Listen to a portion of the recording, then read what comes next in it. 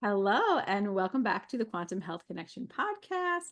I'm your host, Vanessa Bolden, with my incredible co-host, Heather Crimson. And today we have a special guest for us with you guys. We have Lori Irwin, who is a friend of mine and a coach of mine that I've used as well. And Lori is the owner of Lovescape Therapeutic Coaching and has been certified in relational life coaching for over 5 years. She had trained with internationally recognized family therapist and best-selling author Terry Real, who is the founder of this transformational approach called Relational Life Therapy. Lori uses RLT approach to equip her clients with essential relationship skills to foster authentic connection with themselves, their loved ones, and the broader community.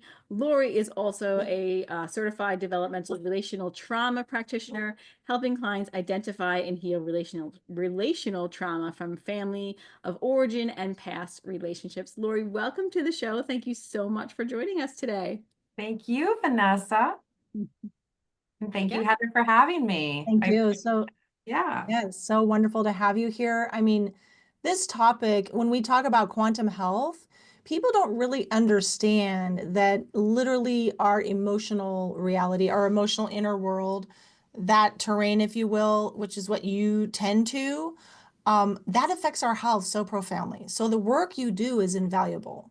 Right? Because we tend to have this split, like, oh, it's family, it's emotional relationships, and then over here we're going to do the body stuff. No, no, no, it's all connected, right? So Yeah. tell us how you got into this work of helping people through this model and how it's sort of obviously became your world. Sure, I'd be happy to. I started my career as a speech and language pathologist. Somewhat like Vanessa, we were both in the special ed world in the trenches trying to help kids the best we could. And which I love that work. I loved being a speech and language pathologist. It was great. I found myself after two failed marriages wondering what the hell is going on. I have to figure this out. After going, doing therapy, couples therapy, and trying to find good help and not being able to, I went down the rabbit hole of how could it be that, two people who love each other and really want to be together couldn't make it work? It was like the most infuriating feeling. And I finally found Terry Real's work, which upon delving into it, I realized, wow, this could have actually helped. At that point, it was too late for my marriage, but I went down the rabbit hole big time and realized, oh, well, if I'm taking these courses, I can also get certified as a coach. He has a coaching track that it's just as rigorous as the track that the therapists do. And it's almost like getting a master's degree in the training, but he has his own institute. So I trained with him and got certified. And then probably about 6 months after I got certified, they changed the whole certification program. And so I did it all again. Just because Wow, that's some commitment. yeah. Yeah. Because I feel like every time you interface with this material and the concepts, you metabolize it at a deeper level. Definitely. And Mhm. relational life therapy is a series of like practices, and there's a lot of skills, but it's also practices. And so, just like, oh, I want to be great at yoga. You can't just learn the poses and say, okay, check, I'm good. You have to practice it. You have to keep practicing it. And I'm sure the two of you have lots of practices that you do for maintaining your health. And so that's why I love, keeping really engaged in the work and keeping my training. But yeah, so I created a new career and I love it. I'm passionate about it. If I can help people in the ways that I desperately needed that help and I couldn't find it, my goal is to provide that sort of help for as many people and couples as I can. That's beautiful. That's really supportive. And I feel like I was writing down, like, we're not taught this. Like, we're not taught how to have good relationships. It's not something that we're taught, certainly not in schools. A lot of us, unfortunately, don't grow up with good role models of positive relationships and how to foster good relationships. So then, like, we're thrown into these relationships, right, with people, and it's like, well, whew, like, I don't even know how to be in relationship. I don't even know how to, like, make that happen. Like, I don't know how to do that. I mean, of course, when you first say fall in love or something, like, it's all new and exciting and that's different, but like growing with a person I'm talking about, right? Like, we don't know how to do that. And it's like, it's a skill that also does need to be fostered and to learn more about. So I think that's beautiful that you're doing this work, and I think that most people need to learn this skill, right? How to be in Right. relationship. Well, isn't it amazing what we have to do to get like a driver's license, Yeah. or, the hoops we have to jump through, like to get like a sticker on my car to go to the parks. It's like, you don't have to do much to get married, And actually. have You don't have children. to You could do just have anything. children Yeah, and have that's right. no, Right. like, Right. no idea of how to take care of children, or the responsibility, or how to foster like loving, nurturing, safe homes where they feel good in their body, right? Like, we have, and it's really, it's just passed down generationally. Like, it's not, that's the only kind of guidelines we have, right? Right. Well, right. And let's be honest. I mean, okay, so all of us have the role model of our primary care providers and, Yeah. parents or grandparents. But how many of us, first of all, want a relationship like that? There's a few of my clients who really can say, I would love to have my parents' relationship, but the fact of the matter is the requirements for a relationship have changed drastically over the past 50 to 100 years. Mm, Marriage was something that provided stability for a woman who couldn't own property or have a job. yeah. And it wasn't about, romantic love for 40 years. It was Mhm. about, a lot of, I mean, not that the two people don't love each other, but the requirements or what people want, not requirements, but what we want from a 21st century relationship is so much different than what our parents ever expected from their relationship. I mean, we want, emotional connection, intellectual connection, long walks on the beach, holding hands, great sex lives into our 60s and 70s, right? I mean, we want a lot. Yeah. And you're right, you don't learn it anywhere. Nobody teaches you this stuff.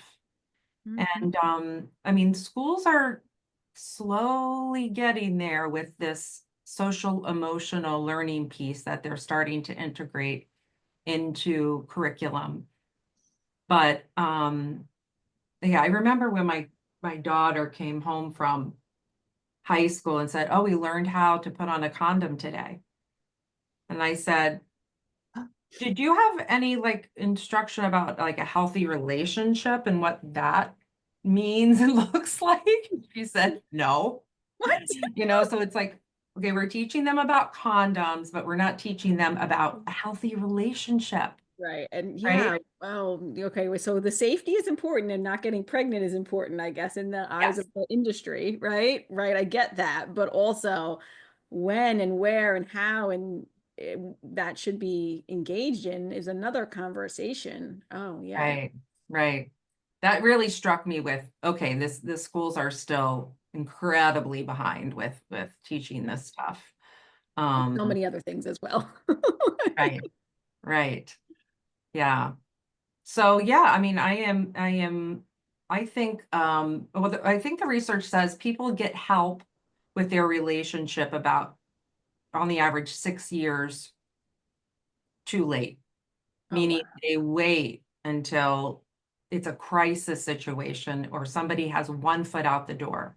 Mhm. And Lori, I'm just, when you say that, it makes me think, do you think the reason why people wait so long to get help is because there's a stigma around it? Because I think that's part of the reason, is that people think that there's like a stigma that you need help, that you need support, that, oh, we should be able to figure it out on our own, or we should be able to just, like, we're in love, we love each other, we can just figure this out, or like they don't want to go to a coach, or they don't want to go to therapy because it's like, only, that's not for like the typical mainstream, right? I don't know. I think that like when I mention therapy to some clients or some people, sometimes there is a stigma, or especially with males in particular, they're like, I don't want to, they would close, they don't want to be talking about their feelings. It sounds horrific, to them, honestly. They're like, this is not what I want to do at all.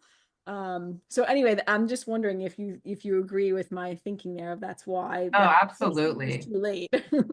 Absolutely. I mean, the trend, I believe, is moving more towards normalizing and celebrating therapeutic approaches, and that it's a good thing, it's a healthy thing. Just like we go to the gym to exercise our bodies, coaching or therapy for your relationship is not always about what's wrong. I mean, it can be about, it partially is about what's wrong, to learn about ourselves and learn about the cycle that doesn't feel good. But to me, it's an integral part of a holistic approach to a healthy life. I mean, the quality of our lives is dependent on the quality of our relationships. Oh, I love that. I know Heather's gonna love you said that. Yeah, that's a quote by Esther Perel, although she might have got it from someone else. But why do we even want to be healthy, right? When we think about why do I want to be healthy? I want to be healthy so I can enjoy my children, or I can enjoy my spouse, and I can enjoy my friends, right? We want to be healthy so we can be in relationship, because we are all we're built for connection. Our bodies are built for connection. Mhm. Our eyes are built to focus on that person, right? I mean, we are built to be in relation to one another. I mean, babies die if they don't get touched, right? If an infant is put in a bassinet upon birth and nobody touches that infant, even if they give it food, that the infant will die from lack of touch. Wow, I That's never thought about how, that. That's how so impactful. Like, wow. right? Hmm. And then we are sitting in our houses with one other person that's supposed to be our intimate partner. Maybe we don't get touched for a really long time, right? Or Or we we're both don't, sitting on our phones and we're not talking, like in the right? I modern. mean, during COVID, people went really long times without talking to anybody. Mm. And yeah, I mean, depression and health concerns went off the rails, right? Because those things are connected. But the back to your insight about stigma. We often in our therapist and coach circles talk about the dragger and the draggee. Usually there's one person who's like, please, please, please, let's do this. And then they're dragging in the other person. Um, I would say maybe 70% of the time it's the woman dragging the man. But I'm really, really I love it when the men reach out and want to do this work. To me, that's a really good prognosis. Mm. That I mean, sometimes later on I learn, oh, the wife said you have to find it, the person, because they're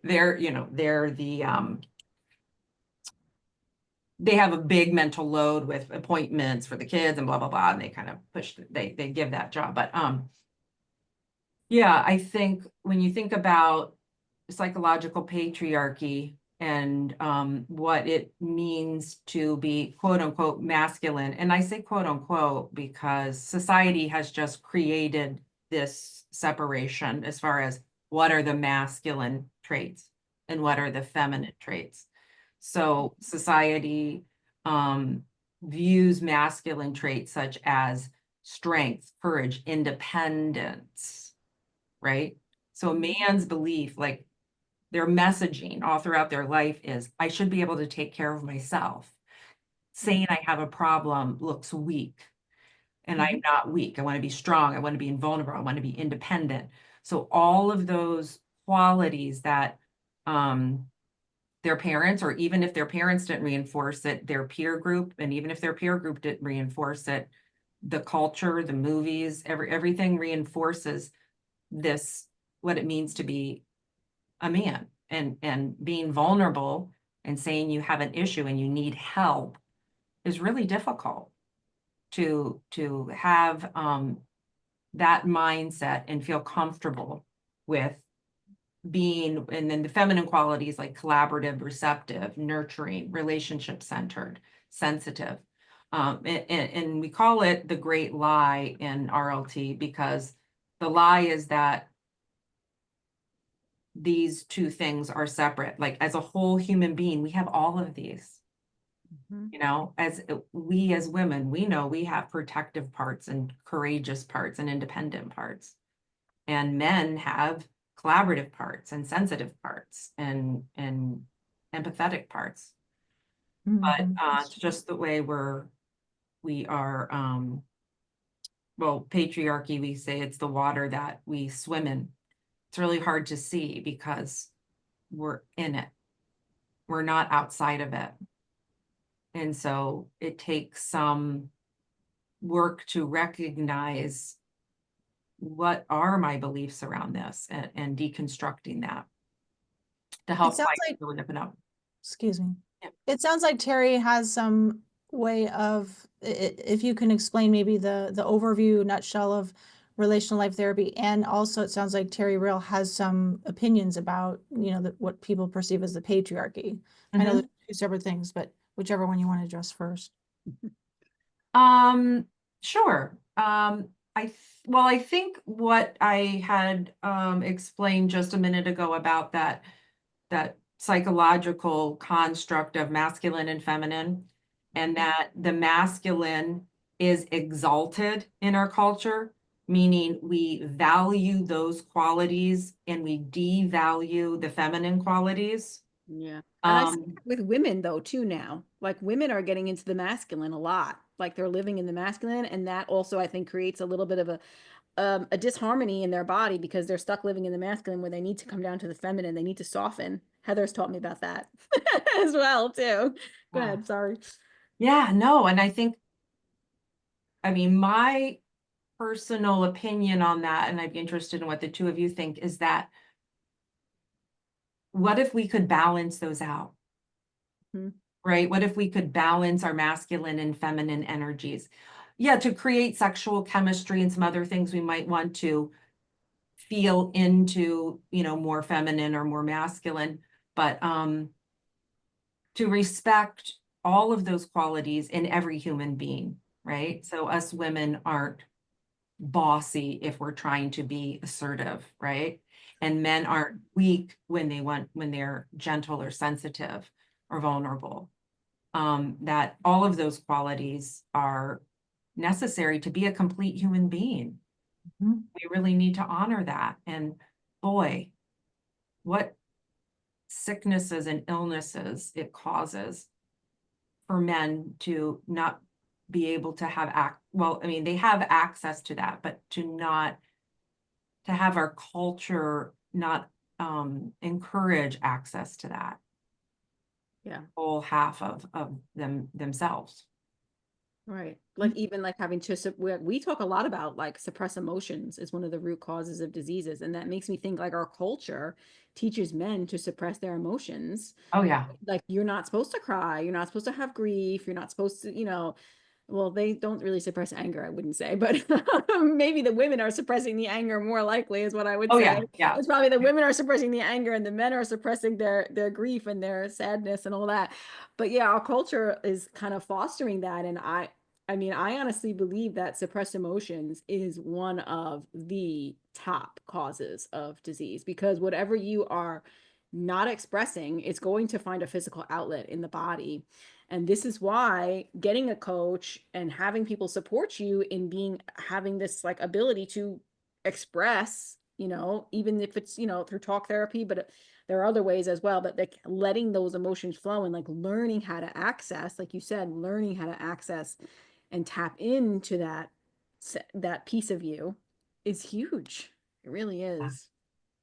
Yeah, I think Absolutely. part of the question is, Lori, as you know very well in your work, is that how do we give permission to both men and women to feel safe and to validate their humanity and to validate whatever kind the nature of their coping strategies is whether it tends to look more feminine or masculine. We all have them, right? And so I think what happens is, at least from my lens, is that we aren't able to express the vulnerability of needing somebody, because needing gets all convoluted in how do we get our needs met versus like, I just am scared or sad that of whatever the block is between us feeling safe and close. Like then we cope with it going sideways. And those coping strategies can look, masculine or feminine, but really the truth is that I'm suppressing, like Vanessa says, the pain of disconnection, and I don't know what to do with it. And I'm too scared to be vulnerable and tell you about it because I've never been taught that, like we mentioned earlier. Yeah, right. What do I do with those feelings? And then there's all these prohibitions and stigma and taboo and all the things, and I don't have the language, right, to tell you. And I'm in my primitive sort of primal defense system of protecting myself because you're seeing me as deficient and or I feel deficient. So now we're in all of our coping strategies. And then this creates, like you said earlier, Lori, a negative pattern. Mhm. So how do you start to unpack that with your couples? Do you work with couples and individuals? Mhm, mhm. How do you start to unpack that and address that and sort of create a foundation of working together and helping people understand that they're in a safe space with you? Great question. Um, and just to comment on what you said, Vanessa, Terry often says the two emotions that men are allowed to have are anger and lust. Mm. Yeah. Under patriarchy, men can be angry and men can have lust. Those are the acceptable ones to express. I guess fortunately for us women, we're more permitted to have those vulnerable emotions, but if we do it too often, then we're hysterical and that's a problem. Too sensitive. When maybe we're just being sensitive, and that's fine. So yeah, let me try to organize my thoughts, Heather, to answer your question, which is how to I think maybe how I'll explain it is kind of how I start out with a couple, and would that make sense?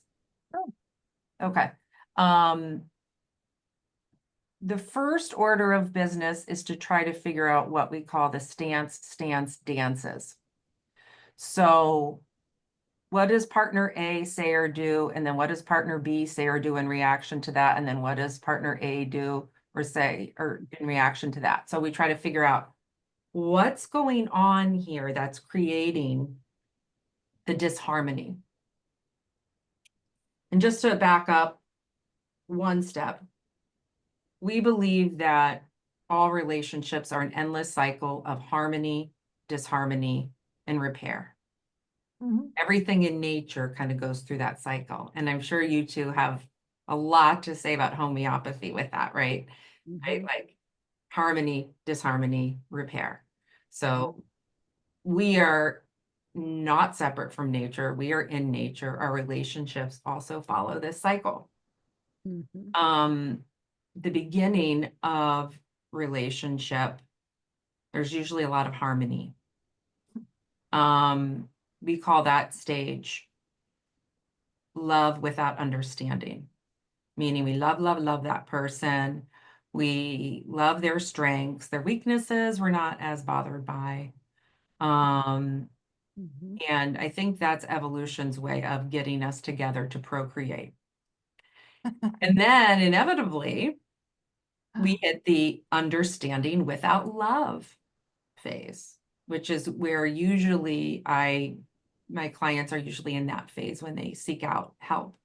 Hopefully they're at the beginning of that and not too far into that. But the understanding without love phase is now I see all your weaknesses and what the hell did I get myself into? Right? Like, oh my, I can't even access the part of me that really loves you. Like you irritate me. I question this. And I think it's really relieving to normalize that for people. It's okay. This is the stage you're in. And you're having a hard time getting out of the disharmony, getting out of the understanding without love phase, and getting through a reparative process that can get you back into harmony.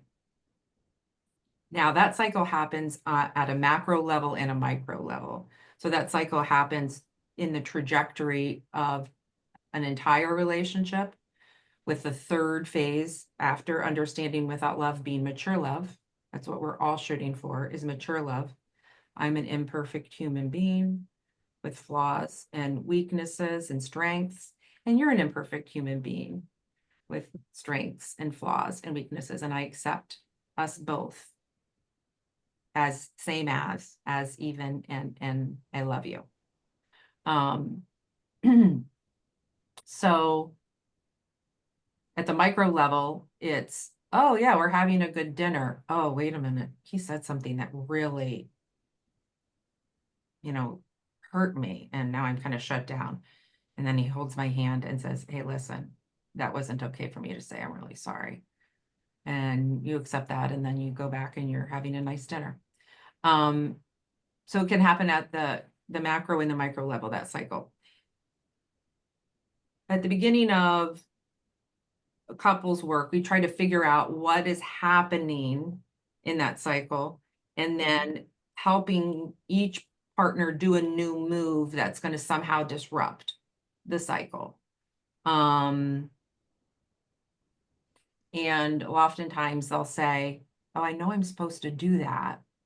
Like, instead of walk away from my partner when they're upset, the new move might be stick with it, try to ask questions, but they'll say, that's so hard to do. Like, I know what I should do and I'm not doing it. And that's another little saying we have in RLT is, other therapies will teach you the skills. We work with a part of you that does not want to use them. There's a part of us that doesn't want to use the skills, that knows what to do, but doesn't do it or want to do it.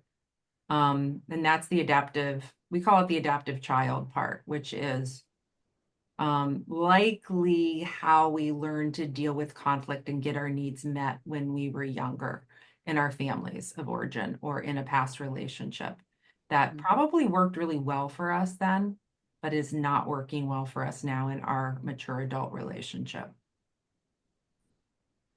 So, yeah, I'll stop there, but I could say more. Yeah, no, that's all really helpful.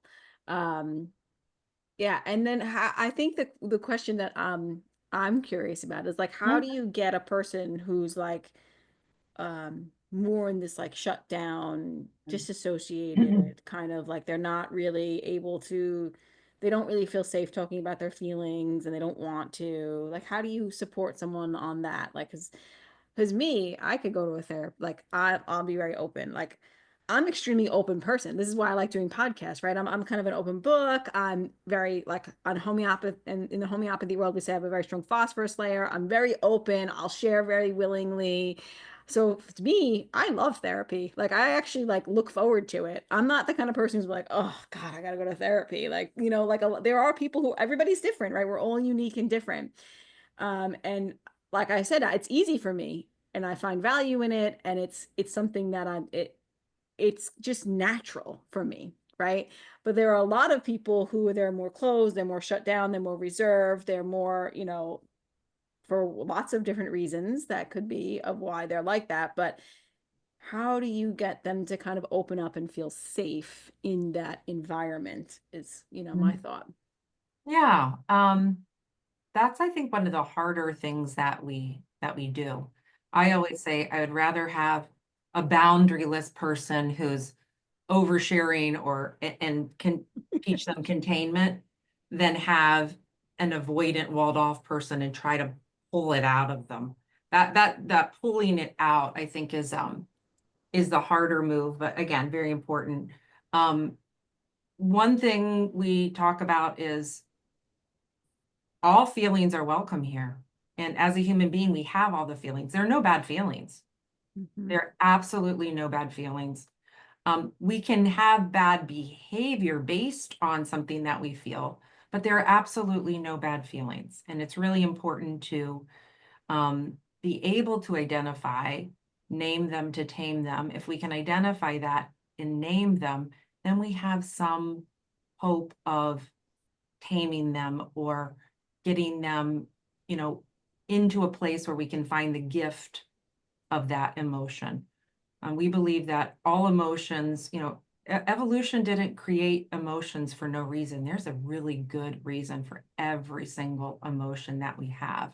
And there are gifts in every single emotion. So, what's the gift of anger? Oh, it gives us a sense that something needs to change. It's that energetic drive that something is unjust and something needs to change.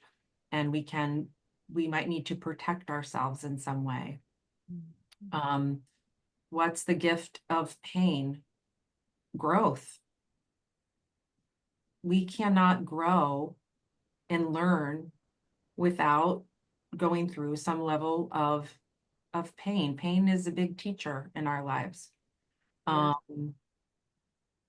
So there's some education and, I see the education as kind of creating that cushion or that safe, trying to create some safety through talking and through getting them to cognitively understand that.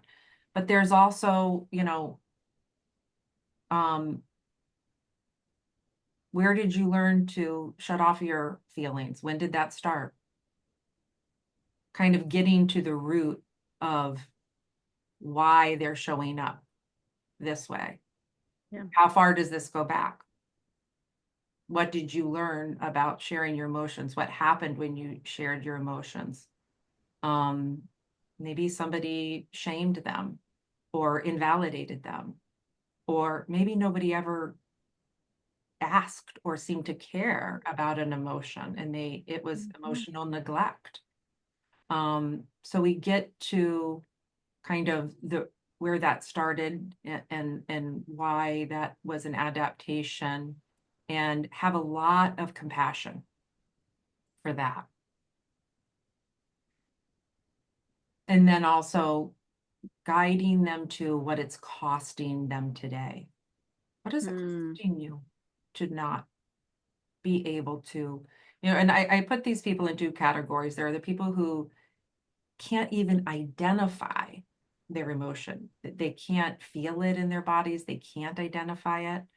Then there's people who can, but they're not sharing. They're not willing to talk about it for whatever reason. So those are kind of two different issues, but bringing it to their attention about what it's costing them and getting them to agree that it is costing them quite a bit and that they want to change that. Yeah, that's huge. That's good. I like that. What do you think about, I think personally having healthy relationships really improves our overall health. What would you say about that? Like, and when we are engaged in healthy relationships, right, this is going to help build our resilience, our health. Like, really, I think it's at a quantum level personally, like it's supporting that. What are your thoughts on that? Yeah.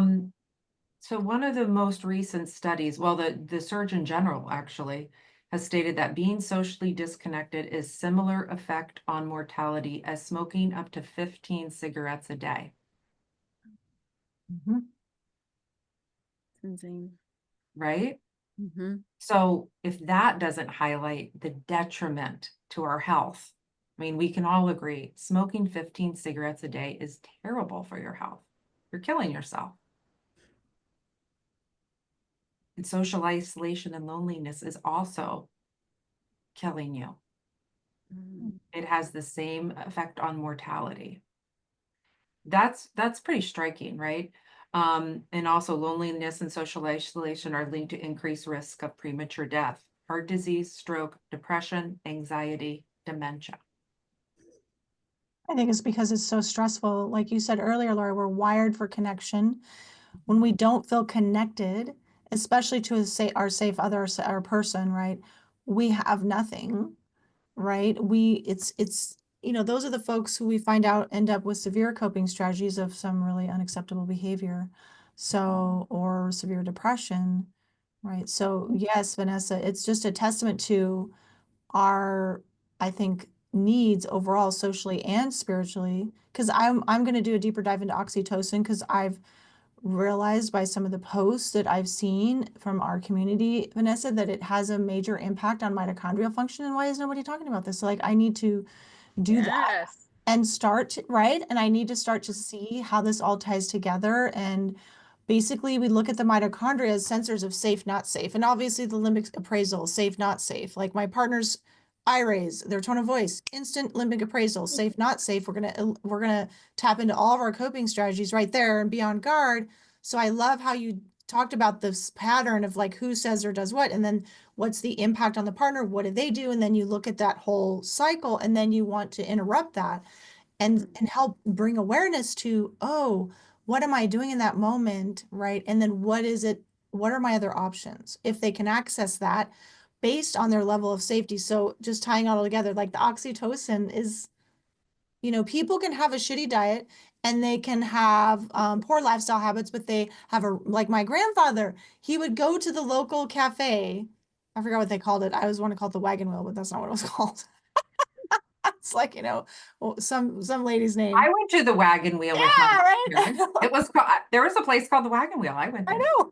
It's like, in a small town. Yeah. And he would go there every day for years. I mean, like 30 years to meet with his guy friends Mhm. and flirt with the waitresses, much to my grandma's chagrin. She's like, meh. So, but he lived to be 99. It's like, and he ate sugar and candy every day, and he just, and with his steak and potatoes. So it's like, whatever. That can really fortify us. That's nourishment. So we have to look at what are all the types of nutrition we get. And relational nutrition is, I'd say, top number one.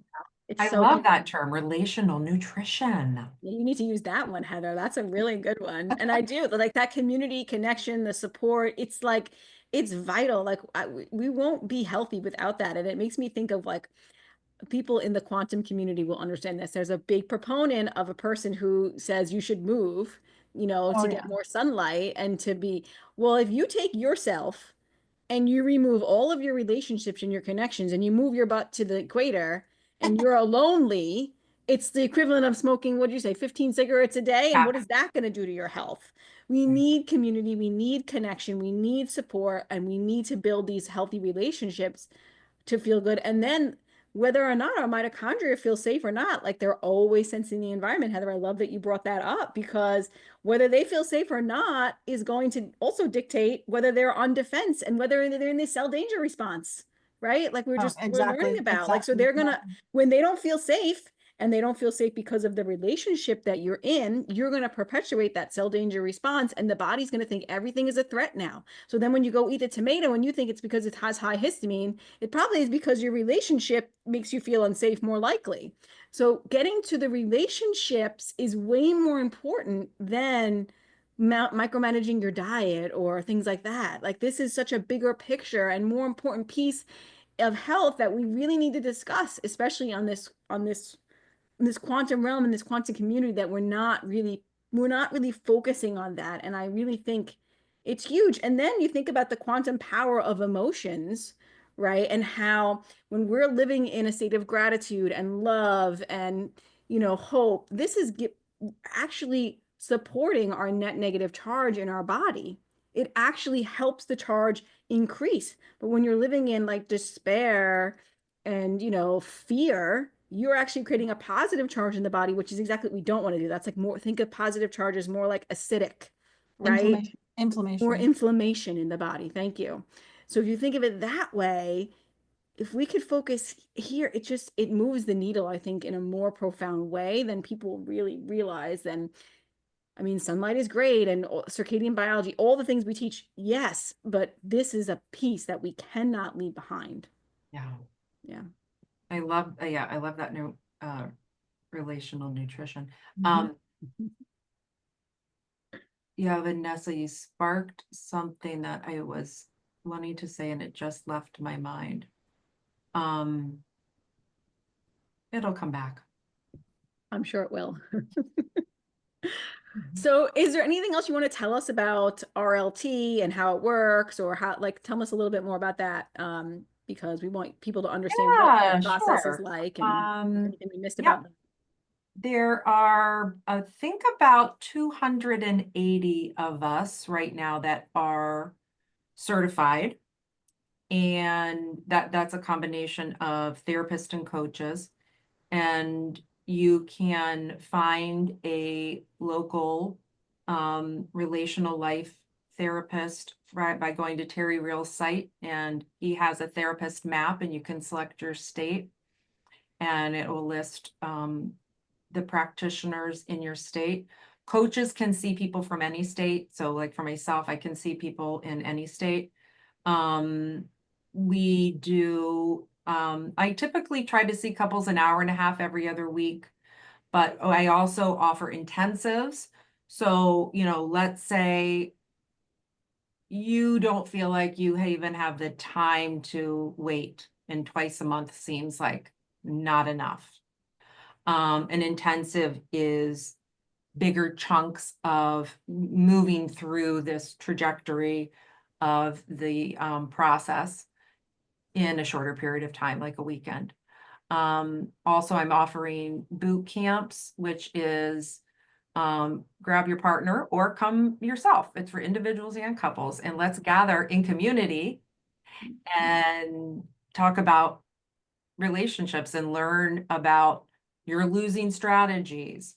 How can you change those losing strategies into winning strategies? Where are you on the relationship grid? So we have this grid where we kind of map out what happens to us when we're triggered. Do we tend to scream and yell and try to control our partner? Do we tend to wall off and get depressed? Or are we quiet, looking down our nose at our partner? So we have these different places that we typically go when we get triggered, and we map ourselves out on that. We talk about what is relational health, what is my move to get back into relational health. It's probably about I would say at least a year, maybe more worth of therapy in a short period of time. So that's another great option, either an intensive or a boot camp. I remember now what I was going to say. Yeah. I'm a big proponent of stop trying to think of what you were going to say, move on, and then it will come back. Our brain scan. So there was this great course in our training called the Relational Brain. And we learned how the brain scans for safety 4 times a second. Wow. I mean, that's hard to even like wrap your head around, like 4 times a second. So our bodies, in that feeling of unsafety, like, and I love this mitochondria aspect. I want to talk to you guys more about that sometime, because it's at the cellular level is what you're saying. Like the safety And is felt at our the brain cellular level. is super, super dense in mitochondria. Like, it's one of the most dense areas of mitochondria. So Yeah. And so, but we feel that sense of unsafety before you register in your brain, I'm feeling unsafe. We call it the whoosh. It's reaction. And we tend to do either a fight or a flight or a freeze. Some people add fix or fawn on there, but we tend to have one of these things that we do most often. RLT is big into, we need to learn about our whoosh. We need to try to track our whoosh. What does our whoosh feel like? What do we usually say or do in our whoosh? And somehow we have to get a space in there between our whoosh and the action that we take when we get our whoosh. And whether that, at first it's a breath. I mean, if you can get a breath in there, it does wonders, right? Because the goal is, I want to have a choice. I don't want to react. Yeah. I want to have a choice about how I want to respond. So a big part of the work is getting some space, learning your whoosh, understanding your whoosh, having compassion for your whoosh. but getting some space between your whoosh and then getting your prefrontal cortex back online and saying, okay, I feel this way. And I don't have to do that thing that shoots myself in the foot every time. I can do something else and I have choices. Right. And then we talk about what are those good choices and what are some tools and skills that we can learn so that when we're in that moment, we can go for that tool or skill that will get us more of what we want in our relationship. Mhm. Beautiful. I like that. Yeah. So I think as we're coming like towards the end, Lori, are there Mhm. any other parting words of wisdom, anything else you want to share, any like tips or strategies, anything like that you want to share with the audience? I guess my one word of wisdom, and Heather, you're right, it comes to you if you just as you keep talking, is don't wait until your relationship is in ashes, in shambles. Yeah. Who I love to see? I love to see people who are engaged and want to come and like, I want to figure out our conflict like cycle, because when we fight, it doesn't feel good. And I want to learn. Oh my gosh, I love that. It's like being proactive, It's right? being proactive. I mean, right? It's like, don't wait till you're obese to, start thinking about your health. Yeah. Don't wait till your Well, relationship is that's what a in lot of shambles us before do you get some though. help, But before you that's get what some objectivity. But that's what a lot of Yeah. us do. Like we wait till our health crashes to take care of our health. We relate till the relationship is crash and burn before we start thinking about it, right? Like Right. it's unfortunate, you know? Yeah. It is unfortunate. So that's my word of wisdom. Don't wait. Um, Seek out, of course, my preference is a relational life therapist because we tend to be more direct, um, and we tend not to be the type of therapy or coaching that like goes on and on and on forever. It's like, we're going to work together for 5 to 8 months and we're going to empower you to be able to manage your relationship in healthy ways. That's a really important piece, right? It's like we Yeah. shouldn't always need the pill. We shouldn't always need the support. We shouldn't always need the supplement. We shouldn't always need the thing, right? It's that time and space to learn and grow and evolve as a person and then to implement those strategies and then to move on, right? We don't shouldn't always need the coach, right? I love Right. that point. That's really great. But it's developing a practice, right? My goal for my clients is I want to help you develop your relational practice Right.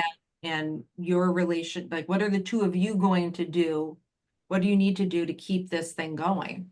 Yeah. Yeah. Yeah. Yeah, I mean, it really comes down to their intention and commitment and ability and capacity to be with the practices because that's rewiring their brain.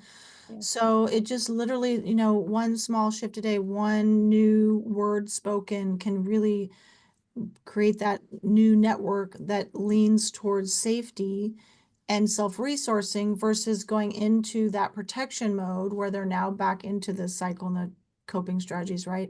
So its practice is exactly what it's all about. So I love that. And yes, you don't want them coming forever. It's about, becoming more sovereign, like you're not dependent Right. on somebody or you're not collapsing into your old right strategies. It's like, how can I liberate myself from my own prison? Because we make our own, jail by going into those habits. Right. Because I always tell people it's like you can be right or you can be in a relationship. You can Mhm. pick one. And Mhm. so do you want to feel good and do the work and get out of that thing of who's right or wrong here? Because that's never going to work. Mhm. Yeah, that's actually one of our losing strategies. Yeah, exactly. Going there to right, trying to be right. Yeah. Um, yeah, and maybe part of your relational practice is checking in with your RLT coach or therapist once a month or twice a year, or going on a retreat or going to a boot camp. It can absolutely be part of a healthy upkeep of your relationship. I think all Yes. relationships need some objectivity at times. Yeah. Absolutely. The retreats sound amazing.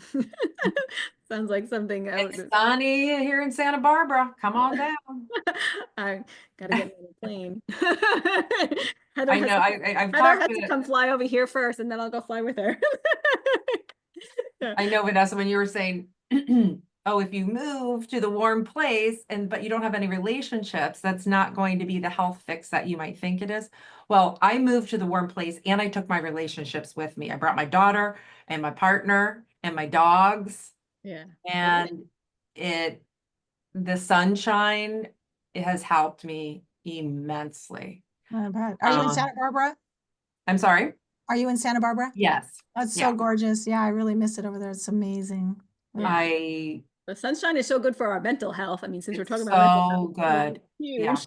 I was in New Hampshire for 30 years, and I knew intuitively this isn't the place where I can find my optimal health. Because I have seasonal affective disorder or whatever that is. My eyes need the full spectrum of sun to feel good. And I do. I feel much better. That's good. Glad to hear that. Sunshine is amazing. Yeah, amazing. And it's a positive cycle, meaning like, okay, now that I feel good, I'm more motivated to go out and meet people and have more relationships and feel more positive about my relationship. And yeah, so it's a positive reinforcing cycle. You're building all those good neuropeptides too. The sunshine, there's a lot of really good benefits. You get more dopamine, more serotonin. Like we need sunshine. I mean, really, our bodies are wired for sunshine. But I do think that it worked out. Like you took everybody with you. That's great. Then you have all those healthy relationships. But if you do go on your own, you might that might not be the best thing for you. Right. And that is something to consider, I think, in our space. Absolutely.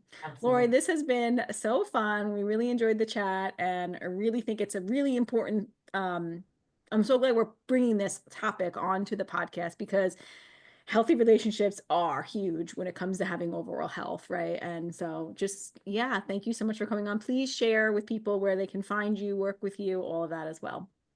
Awesome. Thank you so much for having me. It was a pleasure.